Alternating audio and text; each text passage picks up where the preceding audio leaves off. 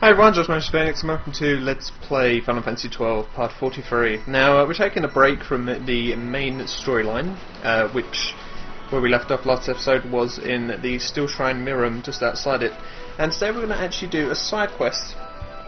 And if you didn't know, Final Fantasy XII has many different many different side quests scattered throughout the land of, what's it called? I can't remember what the land's called now. The world map, but scattered throughout the entire map of Final Fantasy XII. And this is quite an important one if you want to get back into the Barheim Passage, and you will want to at some point, because there's not only an Esper down there, there's also going to be a hunt down there. So if you want to collect the Espers, you're going to have to get this key. Or if you want to do the hunt, all the hunts, you're going to have to get the key as well. And the side quest is called the Dalmascan Patient. Now, if you remember a few episodes back, I went to the lady in this town, which is in the Ester Sands, the small village by the sea, and I collected a couple clam shells for her, and I also gave her the cactus plant from the cactus hunt. Now, if you remember, I believe I went up to the boy, and when you first go up to him, he sort of says about how his dad's disappeared. And now, this side quest becomes available just after you obtain the Dawn Shard, and when the rainy season in the Giza Plains begins. So after you collect the Dawn Shard and you see that the rainy season's in the Giza Plains, you know you can go here, and the boy will tell you about how his father hasn't come back in a long time. And it is another important. The reason I wanted to do this quest as well, to get the Barheim Passage key, is the fact that one of one of the items you get for completing this quest, and it is this incredibly simple quest, is a pouch of Wormfire Shot, which is fire shot for Ash's Arcturus? The Arcturus gun. Well, it can actually be used with any gun, of course, but I want that Wormfire Shot because there's a hunt coming up, which I'll be doing next episode alongside another hunt, in which I'll need the Wormfire Shot. So you travel over to this small village. Once it becomes available, the boy will take you over here, and you have words with his father. And I decided I'd read this a bit slower, so I think last time that I was reading reading text from subcharacters, I don't know, supporting characters, I was kind of reading them pretty quickly.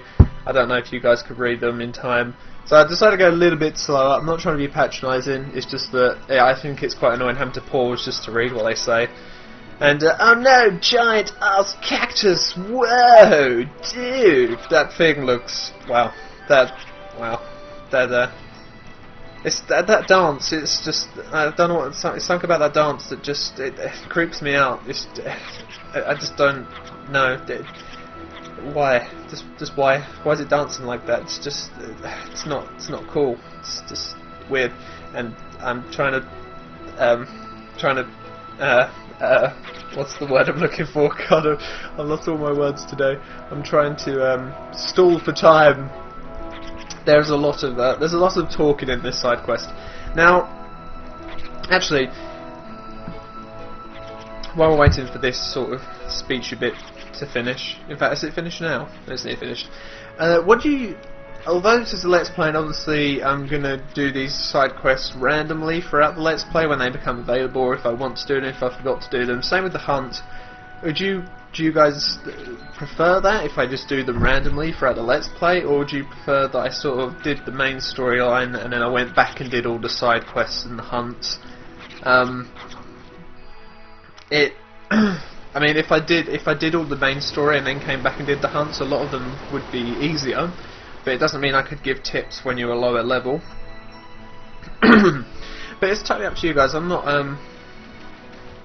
entirely sure what order you want things to be done in. I like to do it in random order, usually. Now what you do is you instantly return back to the village by the sea, and you talk to Dantro's wife. And she sort of goes, oh no, they're looking for a cactus? Oh, but isn't that the one you killed and then I turned into a stew? And then it's just like, oh no, they are dead. But she threw the flour out after she boiled it, although I don't know how a flour would survive boiling without like falling apart, but lo and behold, you go behind the house and there's that flour intact.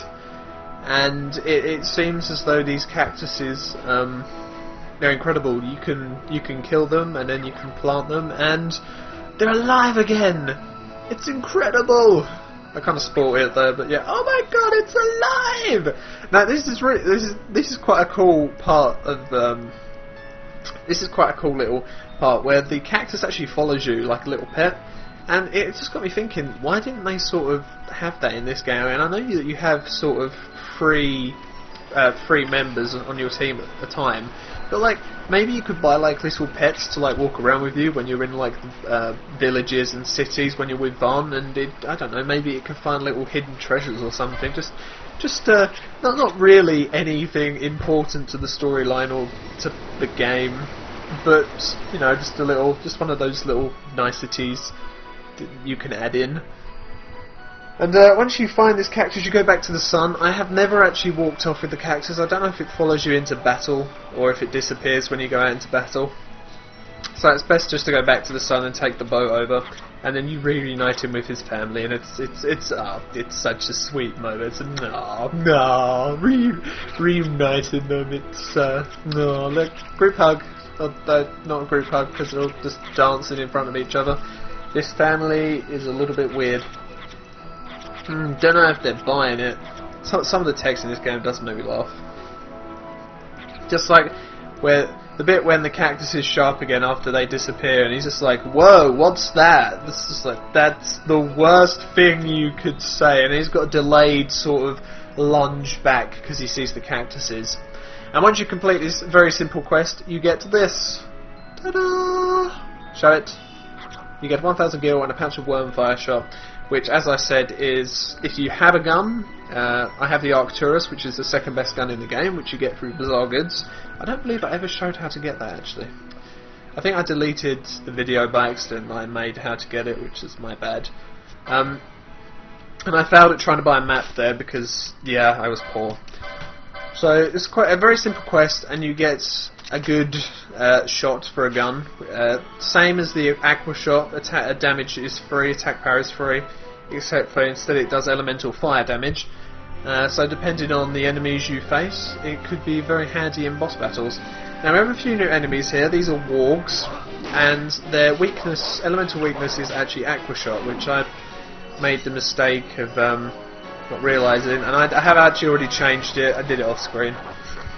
And Ashe does 5,000 damage with her gun, which is an instant kill, I believe, but because the gun takes so long to charge up, Barsh and Finello seem to get in a few attacks beforehand. I do believe there is an attachment that makes your, or it could be a magicka spell, that makes your attack bar load up. Oh no, it's actually a license board. It's on the license board. There's licenses that make your attack bar charge quicker. I think I've already got a few of them for Ashe. I'm not 100% sure. I will have to do a bit of grinding soon enough to get my level up, because we're now getting to the point in the game where enemies are close to, as you can see, they're doing a lot of damage to me now. And the enemies I'm now about to face in the Steel Shrine Mirim, where we go back to it, they will be on par with my level, almost. So we will have to do a bit of grinding. Now this is the second part of the side quest. Oh, in fact, this is technically it's an entirely different side quest, but you have to do the missing cactoid side quest to enable you to get to this. And this is the Damascan Patient again. And this time you must go to these trees. As you can see, there's a mysterious glint, and you get a drop of Veil Blossom Dew. Now there are 3 of these trees, and they're very easy to find. There's 2 directly in front of you, and then you see the 3rd up there on the cliff, but you have to go round. Now, if you're a lower level, I'd recommend possibly not attacking the wargs, just fleeing. Make sure you've got your highest, your tank, as it were, the highest HP character up front, because these wargs can do some serious damage when you're a low level. They're doing quite serious damage to me. You could pick them off one at a time, which would be an idea, because as you can see I just run past them and I sort of alert them all, and I end up alerting the Wild Saurian. And unlike the Westersand, the Wild Saurian in this area is hostile and he attacks you, and he does quite a lot of damage. So after getting our third droplet, I returned back to the south village, and you go back to Dantro's wife and give her the due.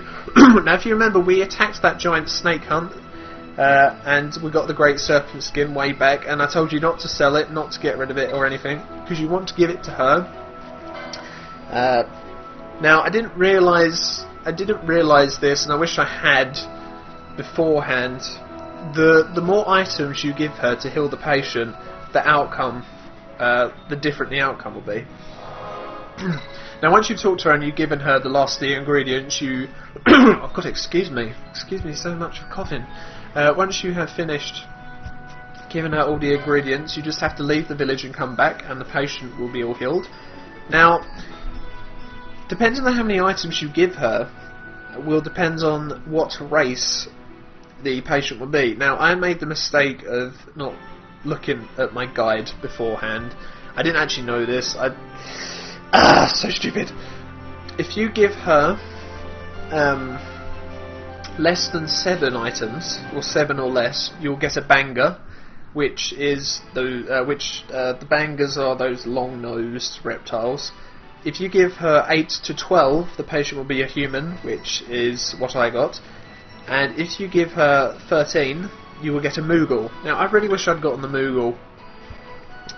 And I think what I did is I missed out on a few clams, is what I missed out on. Because I don't believe there's any more dew droplets. I think there's only 3 trees. So I didn't get enough clam shells.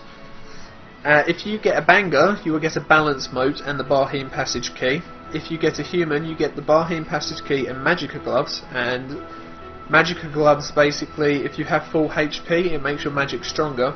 And if you have a Moogle, you get the Barheen passage key and the golden amulet. And I am really annoyed with myself that I didn't get more items, because the golden amulet gives you double license points with every kill. And this is the earliest in your game you will get the golden amulet, and it's an incredibly powerful piece of equipment. Doubling your license points after killing every enemy will help greatly. It only gives it to the one member of the party you give it to, I believe. Yes, it does.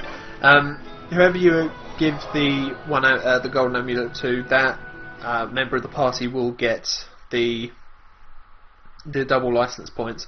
But yeah, that is the end of the video. It's a short one today. I just wanted to focus on this quest. Next time we'll be doing 2 hunts, and possibly more hunts, depending on, I don't know how I feel, I guess. I'm not sure. I like to go at this randomly and sort of just go, what am I going to do today in this Let's Play? Because that's what the Let's Play is.